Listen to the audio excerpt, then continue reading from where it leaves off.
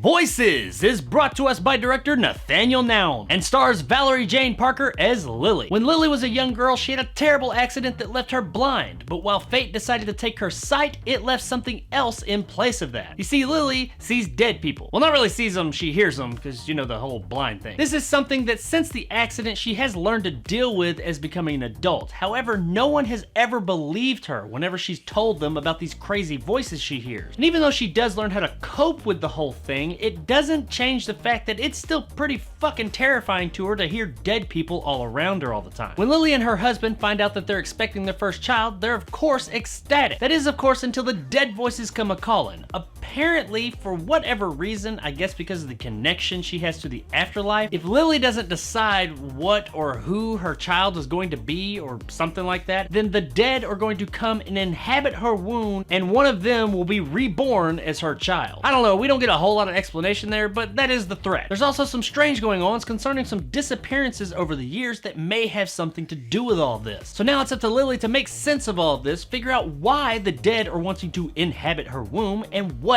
she can do to prevent it. Voices is a neat idea. The movie does start out fairly strong. About the first third of it is pretty entertaining, and I was interested and intrigued in what was going on. And even though the second third of the movie lost a bit of steam and started to go astray a bit, I was still on board. But once we got to the final third, the end of the film, things just really went off the rails. I won't spoil it here, but things just get real twisty-turny and stop making a whole lot of sense. And the big thing that happens in the end is a bit corny. I had a real hard time taking that whole sequence very serious. Also, this is supposed to be a horror movie, but there's not a whole lot of horror going on here. There are a few parts, especially closer to the beginning, that are a bit reminiscent of The Sixth Sense, and I did like where they were going there, but they kind of abandoned all that about halfway through and went with this other storyline that was nowhere near as interesting. It's really kind of disappointing because I was on board. I was liking where things were going. That first third is pretty strong. There's a couple of performances that are a little shaky here or there, but for the most part, I was digging it. I was liking what I was seeing. And we get a lot of flashbacks in this movie, and I will say that when we flash back to very young Lily, like around the time that the accident happened, I did enjoy those parts of the movie. Those were pretty well done. But teenage Lily, that's where things really start to kind of fall apart. First of all, these segments of teenage Lily are just kind of boring, and the only reason that they're really there is to set up stuff that happens in the end of the movie. Plus, there's some really contrived and ridiculous things that happen in these parts of the movie that I had a real hard time getting behind. This was the part of the movie where it did start to lose me. Now, throughout all of this, we do always come back to adult Lily, and that stuff was pretty interesting, though as I said, around the halfway mark, things start to go astray. The movie just really goes in a totally different direction about halfway through, and I don't understand why they did that. I never felt like it was sudden or anything. Looking back, I feel like that was their intent all along. I just don't think it should have been. They had a pretty good setup, they just didn't know where to go with it. It's like somebody had a really great outline for a story and they showed it around and everybody was like, yeah, that's a really cool idea, you should develop that. But that's where things started to get muddy, when they started to develop it and flesh it out. The movie is competently made, I suppose, but that doesn't make up for the fact that it's just kind of ridiculous at times, and that ending is just really fucking bad. Now, besides the shit ending and the direction they decided to go with the story, the thing that disappointed me the most about this movie is that it's a horror movie and it just wasn't scary. As I said earlier, there were a few parts that I did like and they did convey terror, but after those one or two parts, it's just not. There's nothing really scary here. The movie plays these parts like they should be scary, but they're just not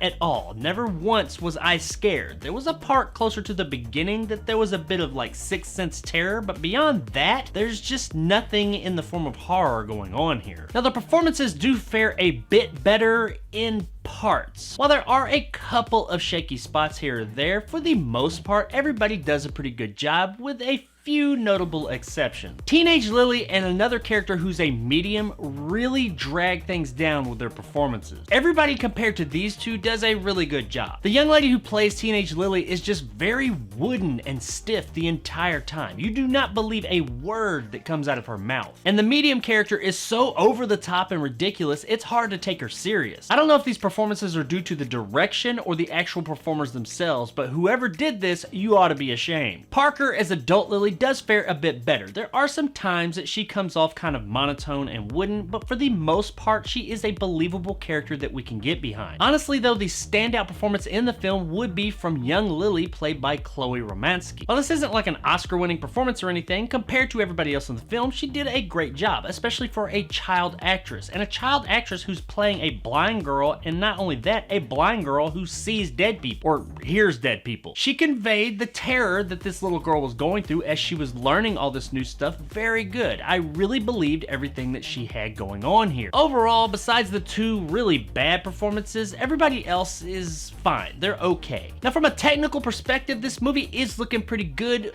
for the most part. There is one effect that happens closer to the end of the movie that is pretty suspect. Unfortunately, this is kind of a big effect, and it has a lot to do with the end of the movie. The effect itself is okay, I guess. It doesn't like look too bad, but it's more the artistic vision going on there. From an artistic perspective, I kind of had a hard time taking this thing seriously. Besides that though, everything here is pretty solid. The movie looks pretty good overall. There's nothing that just sticks out like a sore thumb, except for that thing in the very end. Overall, from a technical perspective, it's competently made and solid. Guys, what else can I say about Voices? It was a disappointment. It had a good setup, the idea is sound, but the overall execution and performances just really let it down. While technically, for the most part, it can stand on its own 2 feet, and it does have a great beginning, the vast majority of the movie is kind of a bore and ridiculous. Now, that's not to say that it is a total loss, but it's nothing special. If you miss this one, you're not missing much. But if this sounds like something you might be somewhat interested in, at best, check this one out on streaming.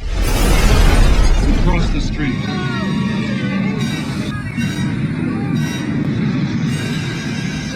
This movie was really disappointing because it did have a pretty strong beginning. Going off the trailer, I really wasn't expecting much, but after seeing the beginning of this film, I was kind of like, okay, you got me. I'm excited as to where this is going, but then it just went fuck all nowhere. And that's probably where most of you want to leave it, because if you check this one out, it's going to be a waste of your time. So there it is, guys, my review of Voices. If you enjoyed and want more content like this, hit that subscribe button and help my little channel grow. If you liked what I had to say, give me a like. If not, let me know in the comments below why. And as always, stay sexy, Mobile. I saw the evil that is coming.